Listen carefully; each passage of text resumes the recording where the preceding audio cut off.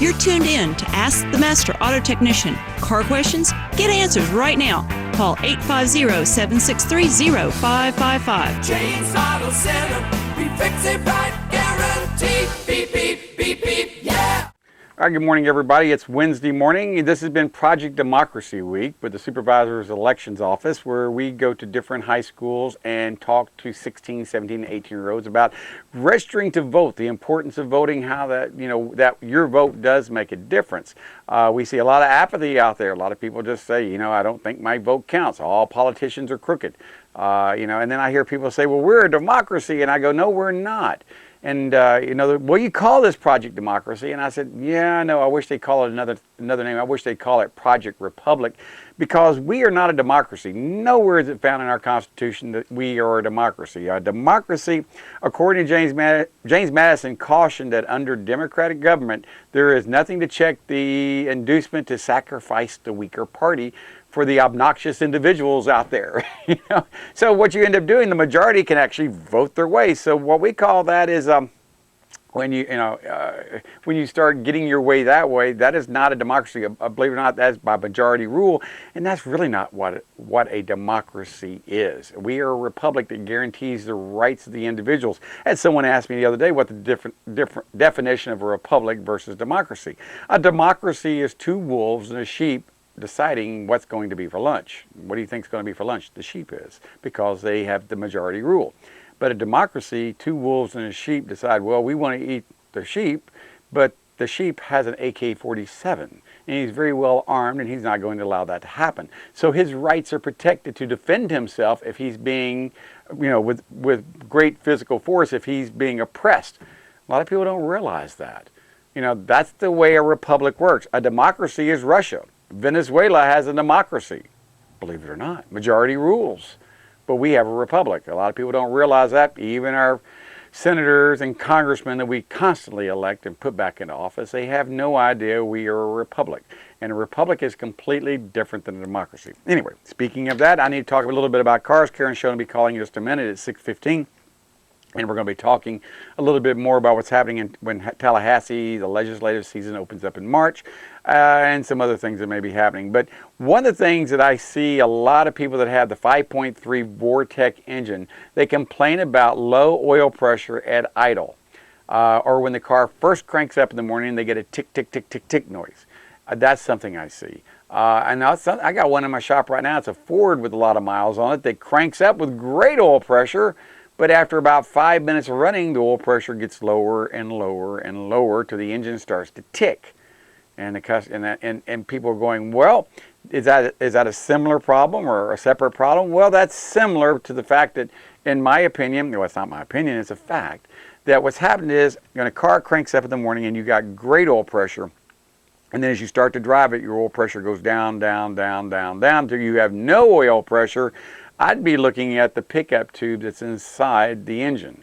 That pickup tube inside the engine can get completely gunked up with sludge and carbon and all sorts of stuff. I've seen people do timing covers or oil pans and put it on with so much silicone that the silicone was so abundant on there it actually clogged up the pickup tube. I'm serious. We see that quite often. And that's what causes a Ford. I've seen Chevrolets do it, but mainly Fords do this, is when they crank up and they got great oil pressure, run it for 5 minutes, the oil pressure starts dropping, and then it drops to zero, shut the car off for 5 minutes, crank it back up, got oil pressure. That's because the oil gets back up inside there. So that's in order to fix that, you got to remove the oil pan. Sometimes that means pulling the engine or transmission or both just to get the oil pan out. A lot of work to be involved. That can be all avoided by changing your oil more regularly and using full synthetic oil on a regular basis. I got people out there that cars come from the factory designed for full synthetic oil, and they insist on using regular oil. I've lost a couple of customers that way. I said, I can't do that in clear conscience, put regular oil in your car, even because you're still under warranty. You've got 22,000 miles in the car. You want to spend $35 for an oil change, and you really should have a more expensive oil change with a more expensive oil, and you go 5,000 to 7,000 miles of oil change, and you'll be much happier, and the car will be much happier. But these people insist on putting just regular petroleum oil in there, and I've told a couple of them, I said, I can't do it because this engine does tear up under warranty. And you pull the receipt out when you go in there to get it repaired, and they'll say, well, it looks like James Auto Center changed your oil and put in conventional Napa 5W30 oil in here. And that may be what contributed to your direct injection failure of the camshaft that rides, where the fuel pump rides on the camshaft. If you don't put full synthetic oil or a minimum of blend in there, you're going to ruin that camshaft. But people do it all the time, and then there's shock. I'm literally shocked when they come in with a misfire or the car won't start. And I go, well, what kind of maintenance have you done on this car since you've had it? Change the oil? Well, okay. How often do you change the oil? Ever 7,000 miles, just like the book says, whether it needs it or not. I kind of smile real big. I say, okay, well, what kind of oil are you using? Well, I'm using XYZ oil. And I go, well, that's really not the oil that this car calls for, and let's start taking a look at seeing if maybe you damaged something. In a lot of cases, we do see that. We also see a lot of cars that come in here with misfires due to the fact that the wrong type oil is being sucked down through the intake valve on a direct injection engine and putting so much carbon on the intake valve seat that the valve won't close, so it develops a misfire. And the only way you're going to be able to get those fixed to get that bad, in most cases, is to remove the intake manifold. That's right, remove the intake manifold and walnut shell blast. I'm trying to remember what it's called. Not be blasted with sand, but with walnut shells, and blast the carbon off the valves. It's a lot of work, and it's something that doesn't, it can be avoided just by doing preventive maintenance by using the right oil. But back to the Chevrolet. If you got a Chevrolet that tick, tick, tick, tick, tick, tick in the morning, or when you come to a red light, the oil pressure drops to 0, but once you rev the engine, the oil pressure comes up. In most cases, a lot of people say, oh, I got a bad engine, or I got a bad oil pump, or I've seen people throw away engines because of this, or throw away cars and go buy new ones where the repair is quite easy, or the diagnosis to see if this is the repair is only takes a quart of oil. Make sure you got a full engine, make sure your engine crankcase is full of oil, then add an extra quart, add an extra quart of oil, then jack up the rear end of the vehicle. You jack it up about 1.5 feet with a floor jack. Crank the car up. If your oil pressure automatically bops right back up and it sits there and idles and you have great oil pressure, congratulations, you just found the problem. The problem is the oil ring on the pickup tube. The pickup tube is in the very back of the oil pan, and it's got a long tube. I don't have one here. I have one in the back. The tube goes all, it's a long tube, goes to the front of the engine. What you're doing, you're putting an extra quart of oil in there, and you're putting the oil slightly up to cover that old oil ring that's collapsed or cracked. And when you jack the rear of the vehicle up, you put more of that oil on top of that O-ring, and it stops it from sucking air. I have had fixed more engines in the last 5 to 10 years that were supposed to be thrown away, or that people recommended replacing them or putting oil pumps in them, or camshafts or whatever. And all it was a pickup tube. I said, let me do a second opinion on it. We did a second opinion, cranked it up, did a little test I'm talking about, added a quart of oil extra, jacked up the rear end, oil pressure went up. I said, okay, we know what it's going to take to fix it. It's not that hard a job on a two-wheel drive vehicle. But if you've got a four-wheel drive vehicle, it's not fun. You're definitely going to have to remove the differential assembly to get the oil pan off. And after you get finished doing that, you've got to do an alignment. That's right. A lot of people, what? Yep, you're going to take everything loose and you're going to mess the alignment up. So I'm going to recommend right now, if you're going to do that, be prepared to do an alignment on the vehicle. But on a two-wheel drive vehicle, it's not a big deal. Four-wheel drive vehicle, it's a bigger deal, but still a lot cheaper than having to replace an engine or to or to replace an engine or rebuild an engine or even put an oil pump in. Now, an oil pump can be put on this car from the front. You don't even have to remove the engine. You can just, it's behind the front cover.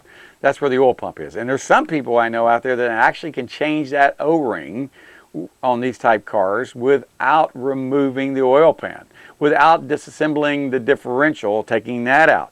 So if you have small tools and you're patient and you have a good strong magnet and you have rags that you can stuff inside there, take the front cover off of the 5.3 engine and you can take that cover off. And when you take the front cover off, you'll see the oil tube pickup. You've got a bolt, one bolt to take out. But my advice is, if you're going to do this, I've done it before, but to me it takes just about as long to do it. But you don't have so much work to do afterward. It's just a little bit more precise.